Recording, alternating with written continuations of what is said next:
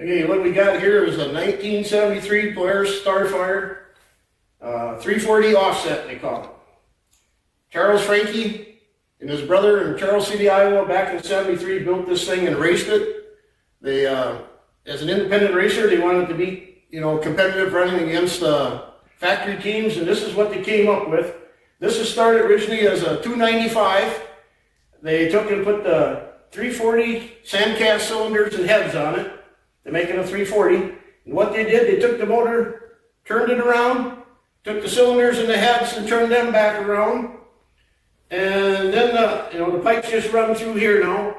And then the secondary clutch, they had to manufacture a new helix so it would run the other way.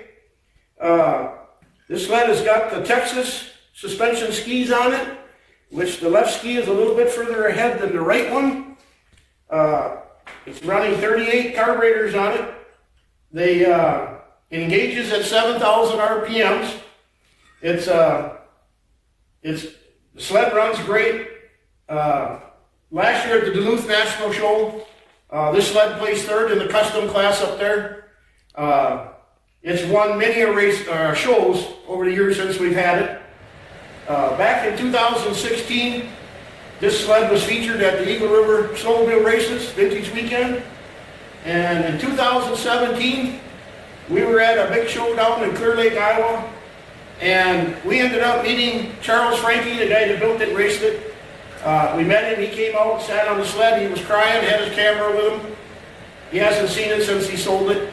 And the sled back when we were racing was sponsored by Union Carbide Oil at Rabbit, so the sled has a name called the El Rabbit.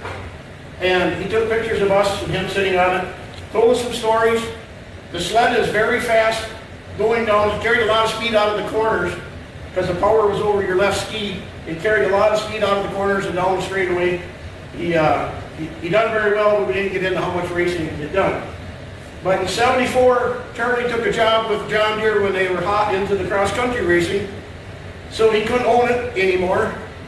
And in '78, he sold it to a guy in southern Minnesota, and then that guy turned around and sold it to Jerry McGee in Whitefield, New Hampshire. And it was out there for quite a few years, and I ended up buying it from him. And when we got it, the jack shaft was broke at it, so we put a new shaft in it. And she's all original condition, and runs great. The sled is for sale along with the rest of our Starfires. We have 12 left.